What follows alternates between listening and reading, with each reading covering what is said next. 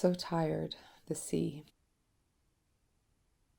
The Starry Night by Anne Sexton. That does not keep me from having a terrible need of, shall I say the word, religion. Then I go out at night to paint the stars. Vincent van Gogh in a letter to his brother. The town does not exist except where one black-haired tree slips up like a drowned woman into the hot sky. The town is silent. The night boils with 11 stars. Oh, starry night, this is how I want to die. It moves. They are alive. Even the moon bulges in its orange irons to push children like a god from its eye. The old unseen serpent swallows up the stars. Oh, starry, starry night, this is how I want to die. Into that rushing beast of the night, sucked up by that great dragon, to split from my life, with no flag, no belly, no cry. Part 1, in the rack zone. She just wanted the sea to hold her. Like others, whether physically or figuratively, she was on the edge. In this case, she was at the edge of the sea, toes part buried in sand.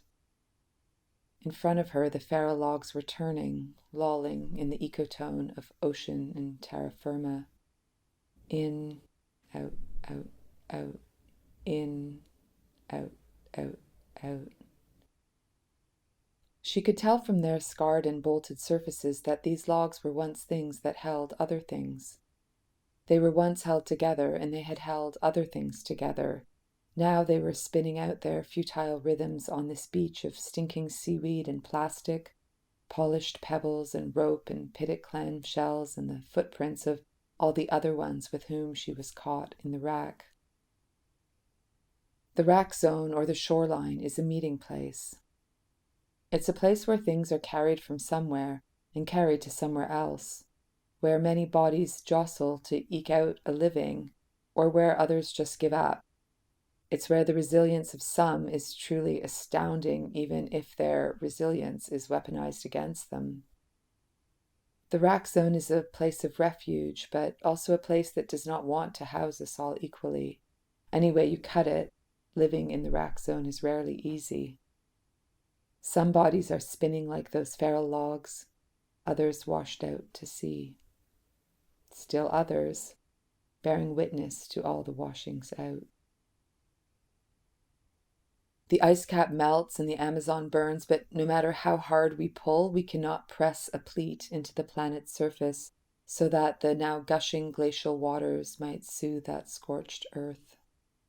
Fish are scooped up from once mighty rivers and placed into forced migration programs, but the centuries-old trees that line the river's banks are not so mobile. Corporations so large or so mystified you can no longer see where they stop and they start, profit from the wet and then from the dry. And remember, we are all bodies of water with pumped up vulnerabilities set adrift in these strange seas.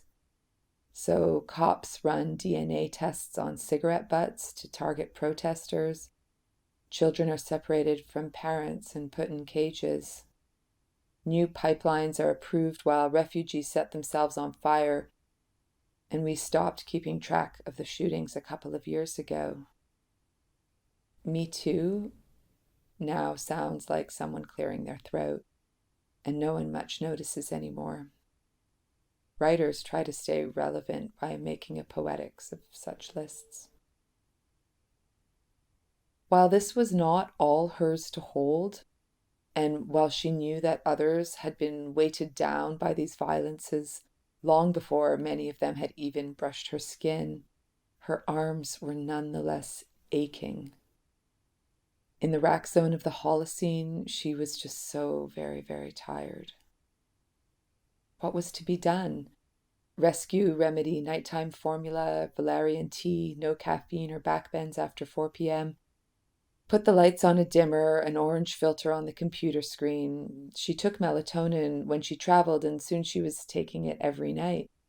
You'll fuck your liver up, someone told her, but the pull of sleep was irresistible. How can you do anything when you're just so bloody tired? And she knew she wasn't alone. Apparently, she read in one news article, millions of adults, quote, may be putting themselves at risk for injury and health and behavior problems because they aren't meeting their minimum sleep need. People in this army of the walking tired, the article went on to say, are, quote, more likely to sit and seethe in traffic jams, quarrel with other people, or overeat. She added guilt and shame and stress about not sleeping to the list of things that were keeping her awake. The waves that just barely reached her feet had fingers like a siren song. Her soles moved almost imperceptibly closer to the water. She thought of the Starry Night poem, that black-haired tree that slips up like a drowned woman to the hot sky, slipping up, tripping up, stumbling, slipping like falling, caught in the upswell where gravity is reversed, the upward pull trying to save that woman, but just exhausting her more. You may think this story is about suicide, but it isn't. Or at least it isn't about hers or any personal ideations she might harbor. She was simply looking for a way to rest. So instead, the drowning woman Sexton described became, in her imagination, a resting one, balanced just so by the cradling arms of the undersea current. Here she is held in the cool and the dark, heartbeats slowed, blood pulling in from her extremities and moving into the expectant shadows created by her compressed lungs. Here she is suspended in a place of aspiration, breathing neither in nor out. Here at neutral buoyancy, where the weight of the water would cancel out her body's desire to fall up, to be wrenched back into the half-light of the Holocene sunset, maybe, just maybe, she could rest. This would be no trick of levitation, no figure without a ground. This would be sympoietic sleep management, the sea knowing how to hold her body just so. She was well aware that an inability to sleep is a cultural phenomenon, connected to the rise of mercantile economies, breeding desires for commodities such as coffee and sugar built literally on the backs of slaves, connected also to globalized work cultures aided and abetted by ever-waking telecoms. Sleep, in the words of Margaret Thatcher, was now for wimps. Wasting time was morally suspect, and whether in the name of God or money, idleness was increasingly maligned. Everything pays dividends except dreaming, artist Louise Bourgeois once said, perhaps glancing up from her own insomnia doodles. But this, what the woman was feeling, this was not really insomnia. This was its fallout, a fatigue that felt both deeply personal and shared, a fatigue casting a shadow over her, like a giant bronze spider pinning her down. Indeed, much has been made of our 24/7 neon-lit late capitalist cultures, the vertigo-inducing speeds of the sixth extinction, the spectacularly swift and tireless resurgence of white supremacy and ecofascism, alongside the never-resting rising heat of the noonday sun. But we have thought less about what comes after and with the end of this world, the insomniac one. Our bodies can no longer hack it. We fall down, fall apart, exhausted. We need to sleep. She needs to sleep. Her heavy eyelids rose to meet the horizon. The barely perceptible fluke of a whale flickered in the corner of her vision. Over there, a container ship sat on the surface like an apartment complex, tottering on a dodgy foundation. But below the waves, gravity works differently, and queer energies circulate. What kinds of refuge might the undersea offer, she wondered. Part 2. Cassiopeia the jellyfish. Cassiopeia is a cnidarian, a kind of jellyfish found mostly in shallow lagoons and mangrove forests. Although it can move by using regular pulsating contractions to push itself through the water, it rarely swims. Unlike many jellies you might imagine, Cassiopeia lives flipped upside down. Its bell is flattened, which allows it to rest on the seafloor. Acting like a suction, the flipped bell holds on loosely while Cassiopeia's tentacular arms extend upwards, branched and splayed. You might even imagine them as slipping up to the hot sky. Cassiopeia's tired and gelatinous form, held by the ocean shallows, her arms falling up so that her body can rest. Humans know that our sleep is regulated by two separate but interactive biological and biochemical mechanisms. First, by our circadian rhythm, whereby our internal processes and alertness levels are managed by an internal biological clock. The second is called sleep-wake homeostasis. Here, an internal biochemical system operates as a kind of timer or counter that intuitively drives our desire to sleep and regulates sleep intensity.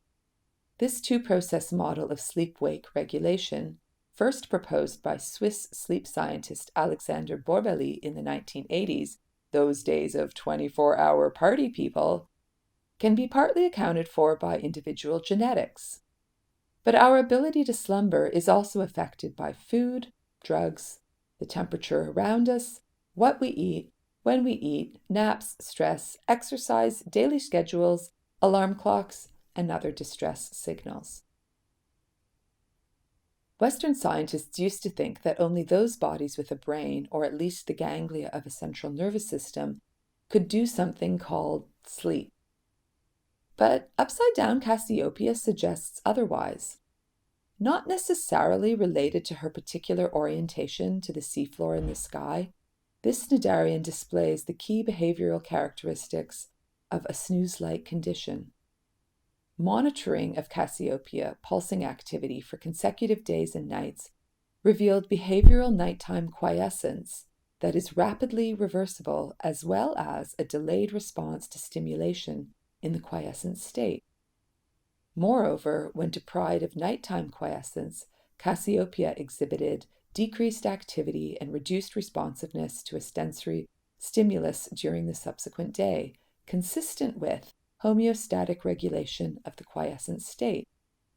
Together, these results indicate to her researchers that Cassiopeia does do something like sleep, proto-sleep, if you will.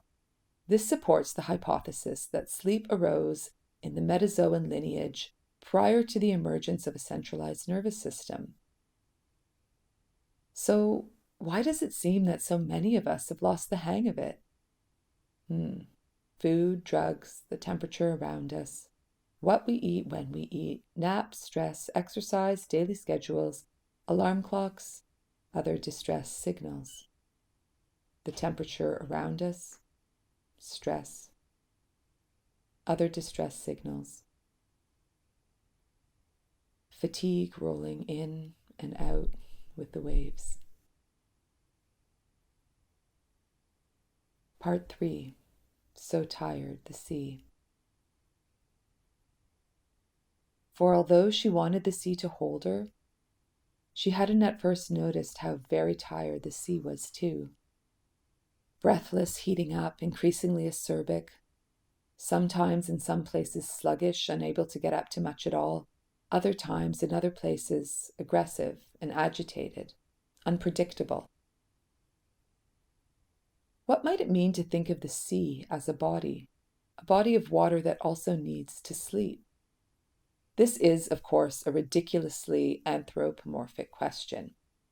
But even as the Western scientific research on Cassiopeia reminds us that real sleep is something that generally requires a centralized nervous system, these studies also point to something like proto-sleep, or the need for rest and rejuvenation, called up by all kinds of internal and external stimuli, in bodies of all kinds.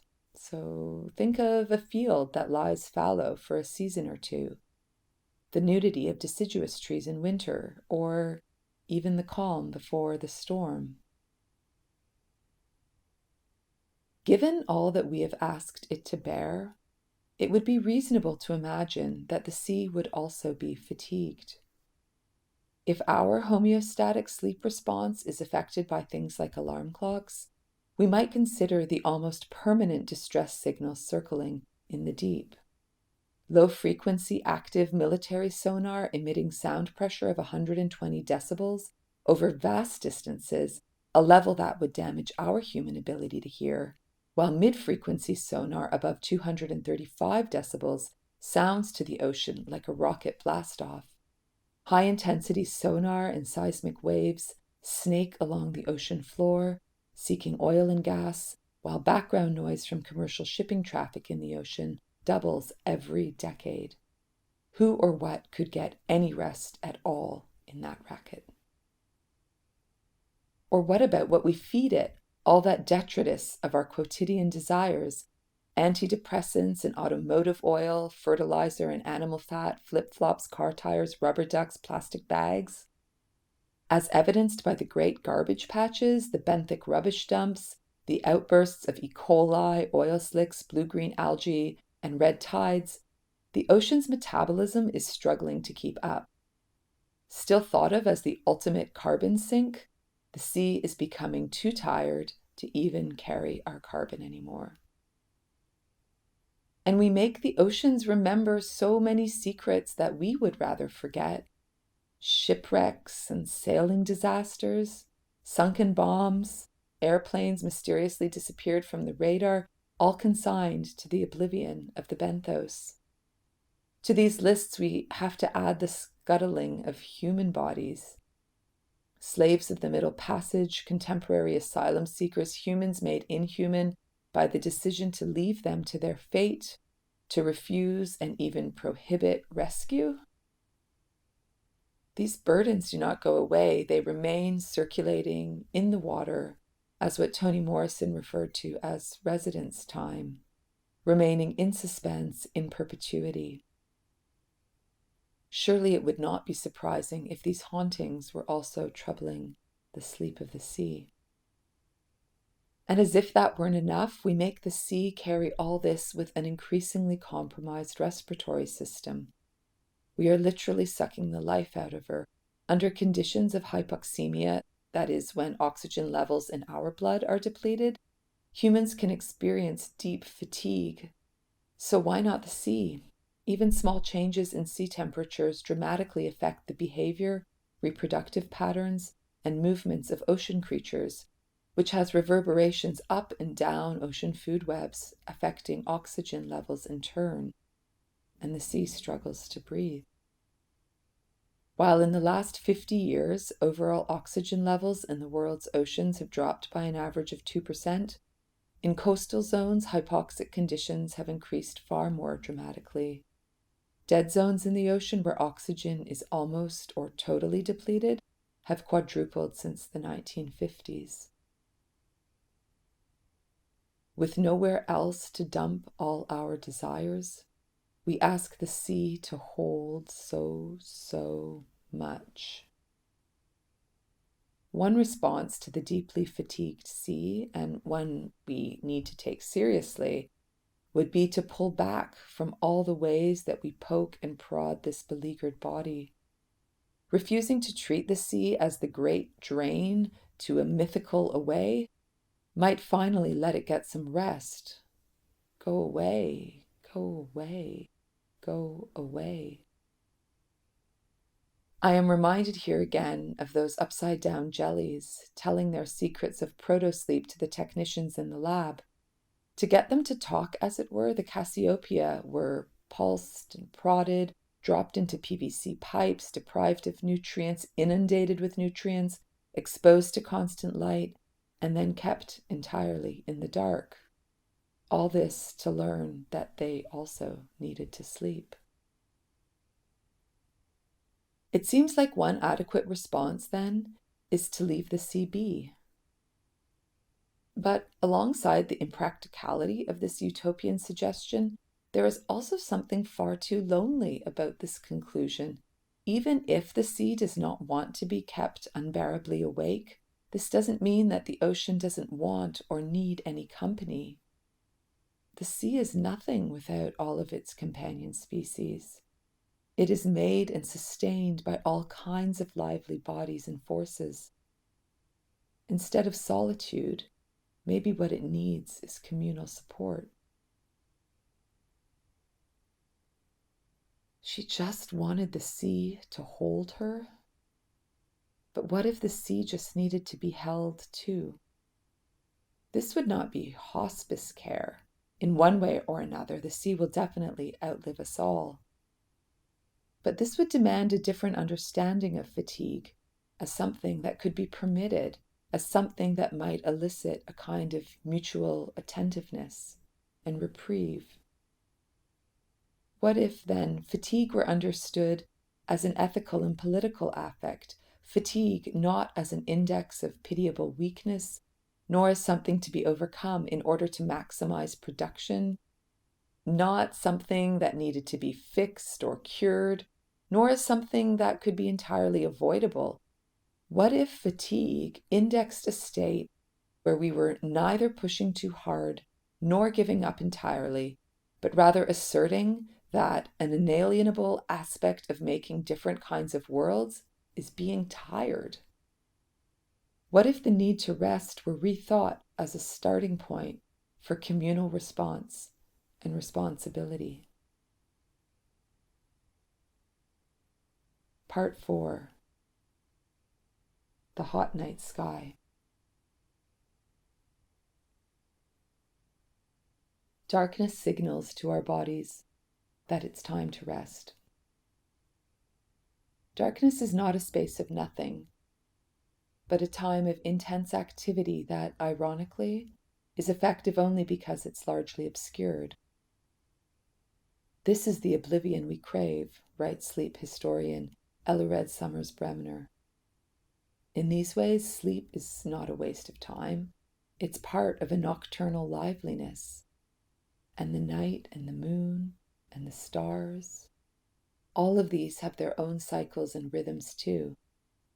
What could be more amazing than the lunar pull of coral gametes bursting like a meteor shower into the dark night sea? Cassiopeia, of course, is not only a jellyfish. She was also a queen in Greek mythology, the wife of King Cepheus, ruler of Ethiopia. As the story has it, Cassiopeia thought that she and her daughter Andromeda were more beautiful than the sea nymphs or Nereids, daughters of Nereus, the god of the seas. And so, to appease Poseidon, angered by this arrogance, the queen and king tied their daughter to the rocks by the ocean, where she would await whatever the sea monster might have in store for her. Andromeda didn't sleep a wink, I am quite sure. Luckily, if that's the way you want to look at it, Perseus came by just in time to rescue her and make her his wife. While it seems the king got off scot-free, no surprises there, Poseidon was not about to let Cassiopeia off the hook. In punishment, he threw her and her throne into the heavens. Cassiopeia now circles the night sky without reprieve. Ever wakeful, she can be spotted as her namesake's constellation, a zigzag across the dark. In this way, the myth of Cassiopeia brings the ocean and the night sky together. The undersea Nereids, the deities of the deep, the namesake jellyfish, and those luminous balls of hydrogen and helium held together in the heavens by their own gravitational pull. In Egyptian hieroglyphics, Cassiopeia's constellation mark is a water symbol. But let's not romanticize this too much. In most illustrations, after all, Cassiopeia still appears as a woman chained to a chair, a queen cast out for daring to think herself special. Thinking about these mythological tales, The Woman on the Beach remembers that other poem by Anne Sexton, the creepy one, Briar Rose or Sleeping Beauty, where the poet writes about, quote, The girl who keeps slipping off, arms limp as old carrots, into the hypnotist's trance. That girl, wrote Sexton, was, quote, on a voyage. She is swimming further and further back. That girl, wrote Sexton, was sentenced by the fairies to a semi-death of 100 years' sleep. Trying to protect that girl, wrote Sexton, quote, each night the king bit the hem of her gown to keep her safe. He fastened the moon up with a safety pin to give her perpetual light.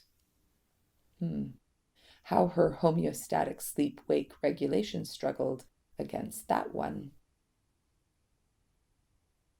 But although in the end that girl slept and was eventually woken up again, sleep was no respite. All that vigilance by her father was impressed on her biochemical soul. Quote, Briar Rose was an insomniac. She could not nap or lie in sleep without the court chemist mixing her some knockout drops. Through the blur of the waking world, she can nonetheless recall, quote, there was a theft.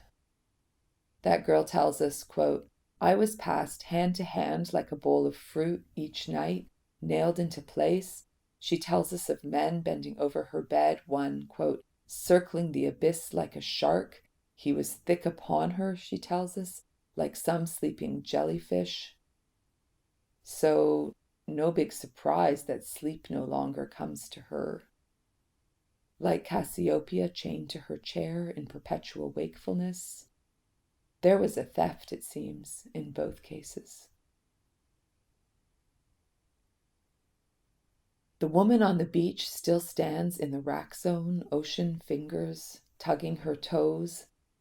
These are different stories, that woman's been led to believe. The exhausted planet on the one hand, and Briar Rose, her sleeping beauty, on the other, and her well-founded fear of sleep. But are they really? The sea asks her back.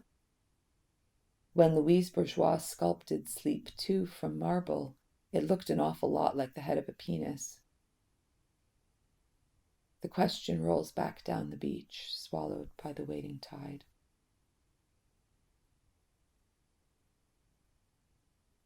Part 5.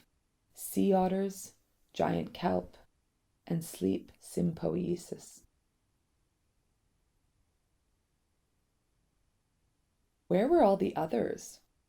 That woman on the beach wanted to ask. She had never had any interest in that brand of fairy tale, the insufferable whiteness, gender and class politics, ableism and moralism. All this was generally abhorrent and also boring. But the poem bothered her in a different way. Where was the queen or the courtiers while Briar Rose slept? Why did everyone else just look away? She knew these were dangerous questions. She wasn't asking them as a way to shift accountability from the king. The only feet at which to lay proper blame were his. But the story of Briar Rose reminded her that even sleep itself is no magic pill, no deus ex machina. She wondered, who could have helped that sleeping girl? What could have allowed her to seek oblivion without trembling, terrified of eyelids falling shut? If fatigue is to be reclaimed as maybe a foundational ethic or political affect, it is not going to be something we dare to do alone.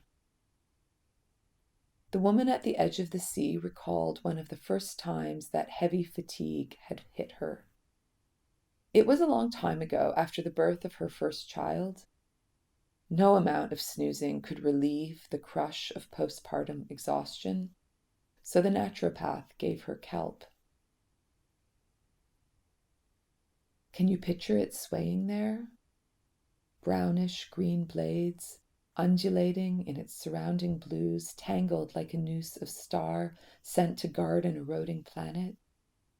Can you imagine its underneath texture of floating leather, feather, and iodine drowned in a dream? A sea roof of serpents with no teeth, or drowning sheets of music which, at the final moment, mutate and become the ocean's iron lungs? This is how Afrofuturist writer Harmony Holiday describes kelp in her essay, Kelp in Exile. In a more prosaic vein, Holiday also tells us that kelp can grow up to 2 feet per day, but the increase in ocean temperatures, which is happening steadily at about 3 degrees per year, causes kelp to wilt and disappear. Some of the planet's most significant deforestation events have in fact occurred underwater. Off the east coast of Tasmania, 95% of the giant kelp forests that once dominated these seas have disappeared in the last few decades. In Western Australia, a particularly hot ocean between 2010 and 2013 wiped out 100 kilometers of kelp forest. These forests are not only magnificent in and for themselves, but have been vital for the formation of habitat on reefs around temperate Australia. They are places for hundreds of other species of plants and animals to rest.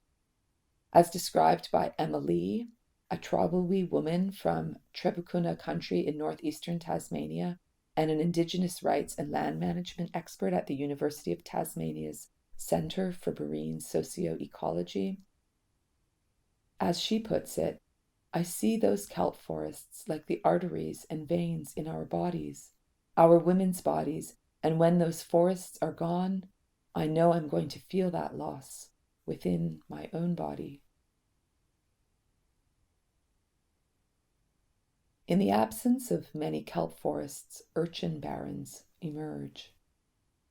Writing about the disappearing kelp in coastal California, Harmony Holiday describes these barrens as, quote, accumulations of grotesque amounts of sea urchins where the kelp would have been. The urchins, quote, eat the dying kelp as if they are proliferating desperately in a rallying, relaying effort to inspire the kelp population to match their speed. It is exhausting just reading that. As Holiday herself later notes, though, we can hardly blame the urchin. The urchins would themselves be checked and eaten by otters if otters hadn't been hunted by humans to near extinction. The otters, too, it seems, are trying to muster up the energy to keep on keeping on.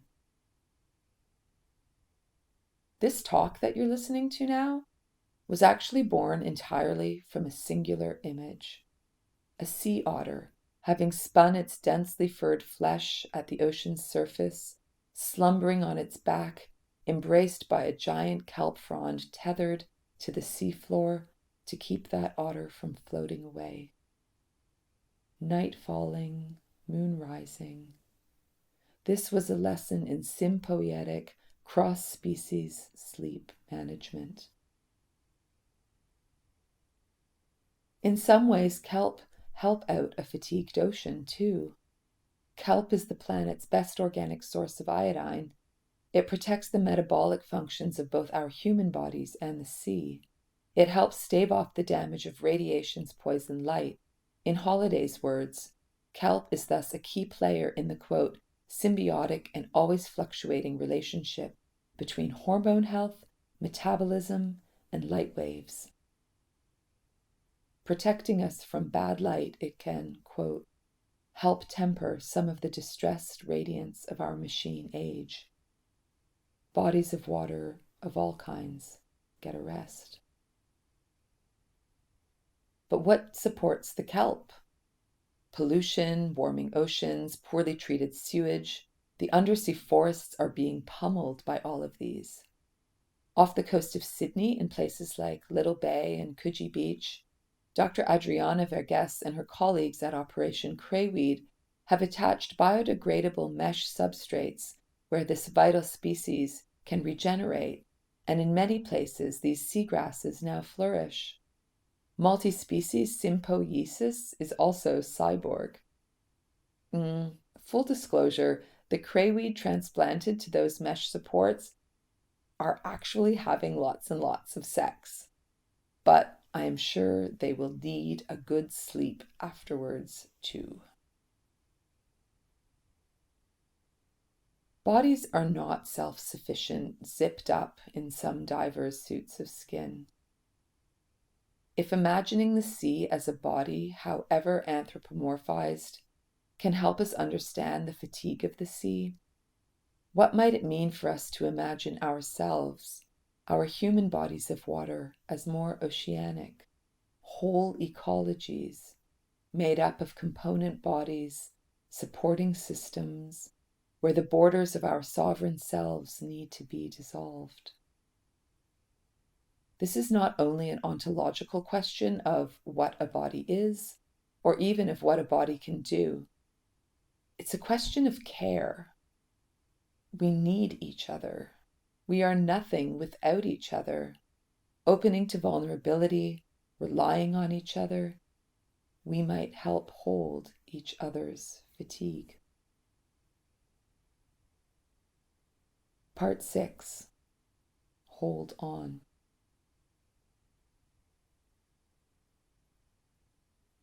The sun has set, the beach darkens. This has the almost synesthetic effect of turning up the volume of the spinning logs, the waves.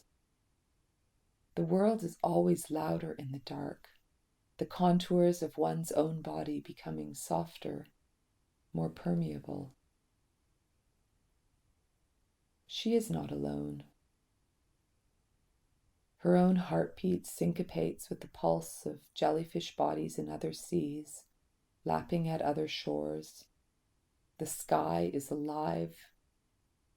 She wraps the ghostly nebular aura of Cassiopeia around her, bathed in its eerie blue light. The constellation's spectral glow has its own kind of breathing, electrons breathing in the ultraviolet radiation of Gamma Cassiopeia, but also exhaling hydrogen alpha radiation as energy, glowing hot red.